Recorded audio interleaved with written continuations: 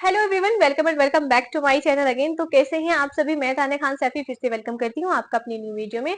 तो आपका जो एग्जाम है वो बहुत ज्यादा नजदीक है, हमारा यूपी सी नेट। अभी हमारा मई स्टार्ट हो चुका है और मई में ही हमारा एग्जाम कंडक्ट कराया जाएगा।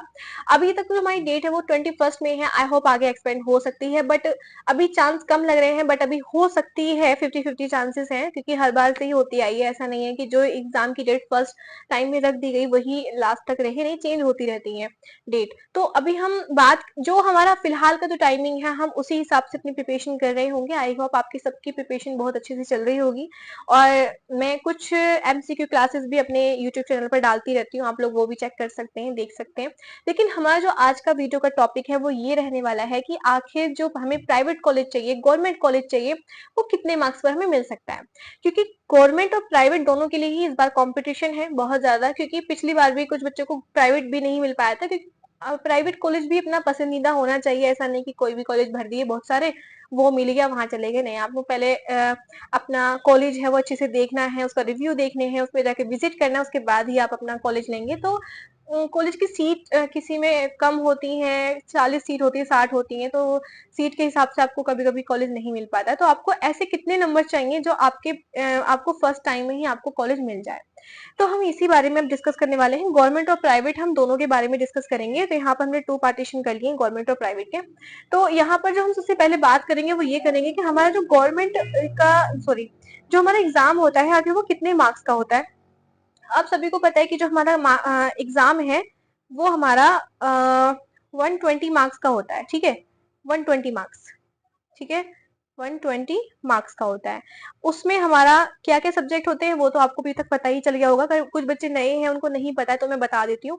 सबसे पहले तो हमारा फिजिक्स, केमिस्ट्री, बायोलॉजी, और हमारा नर्सिंग एप्टीट्यूड, और इंग्लिश ग्रामर। ठीक है, ये हमारे सब्जेक्ट होते हैं। 120 में से आपको इसमें डिवाइड कर देते हैं तो कितने मार्क्स का हमारा एक सब्जेक्ट बैठा है? 24। ठीक है, 24। तो 24 का हमारा ईच सब्जेक्ट बैठ रहा है। तो यहाँ पर हमें 120 में से कितने मार्क्स लाने हैं ताकि हमारे प्राइवेट में सिलेक्शन हो जाए और फिर गवर्नमेंट कॉलेज में सिलेक्शन हो जाए। तो हम इस बारे में आज हम बात करने वाले हैं। सबसे पहले ये सारी चीजें रफ कर देते हैं, ये हमारे किसी काम की नहीं है। हमें यहाँ पर सिर्फ कट ऑफ अपनी जाननी है कि हाँ आखिर हमें कितनी पढ़ाई करनी चाहिए गवर्नमेंट के लिए, प्राइवेट के लिए। तो जो हमारा गवर्नमेंट होता है वो हमारा कितने लाने 120 में से, और प्राइवेट को कितने लाने 120 में से। ओके, इस बारे में हम बात करने वाले हैं। तो जो गवर्नमेंट कॉलेज होता है उसकी कट ऑफ कितनी जाने वाली है, क्योंकि पिछली बार क्या होता था, 200 मार्क्स का हमारा एग्जाम होता था। तो उसमें से हमारा, अगर हमारे 200 में से 140 प्लस 140 या 145 आते थे तो हमारे चांसेस रहते थे। लेकिन जो हमारा 2024 में जब एग्जाम हुआ था तो बहुत ज्यादा हाई मेरिट गई थी।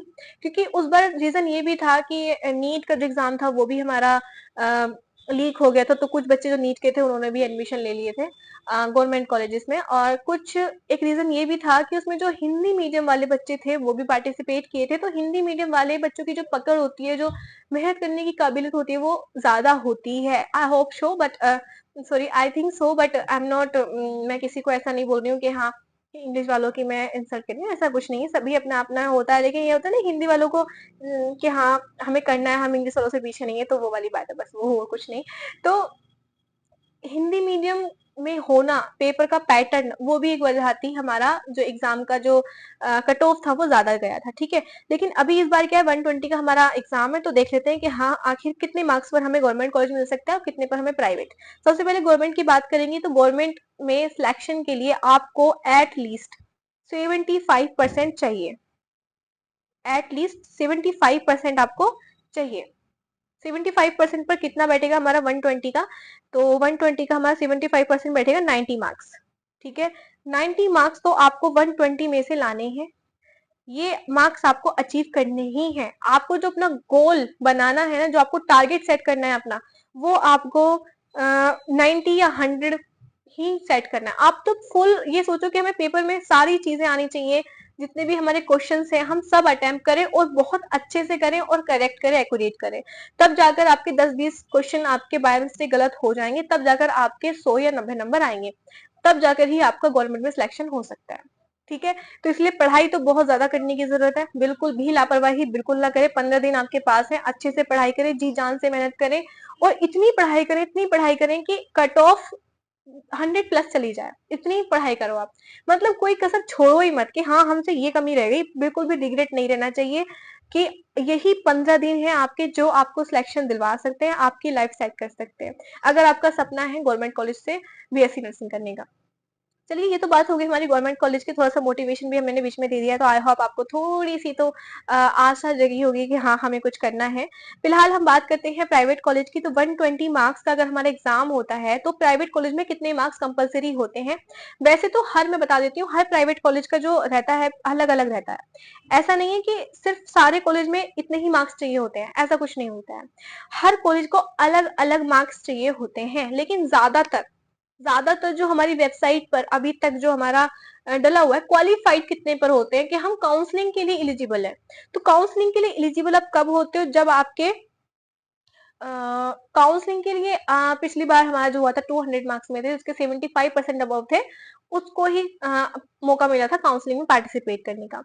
लेकिन अभी फिलहाल हमारा जो, हमें कितने मार्क्स चाहिए प्राइवेट कॉलेज में एडमिशन लेने के लिए? 45% या फिर 50%। 45 ओबीसी, एससी, एसटी और जो जनरल वाले होते हैं उनको 50%।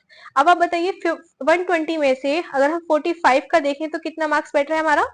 54। और 50% का हमारा बैठ रहा है 60। 120 के 60, हाफ। ठीक है, तो ये हमारा, देख लीजिए, अगर आपको प्राइवेट कॉलेज चाहिए और आप ओबीसी, एससी, एसटी कैटेगरी से है तो आपको चाहिए 54 मार्क्स।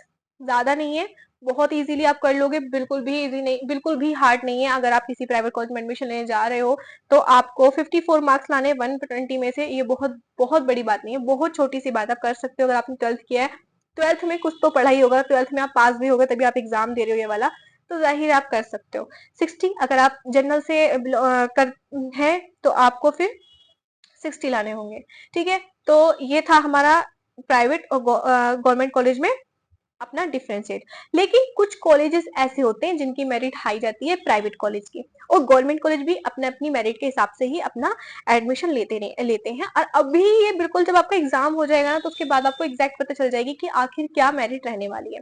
ये हम ऐसे ही रैंडमली जो चीजें जैसे चलती आ रही हैं उसी हिसाब से अगर हमने लगाया है तो आपके गवर्नमेंट के लिए 90 मार्क्स, 90 अबव, 90 अबव, 90 से नीचे कोई चांस नहीं है, 90 अबव आपको चाहिए। और प्राइवेट कॉलेज के लिए आपको 60 नंबर चाहिए। ठीक है, तो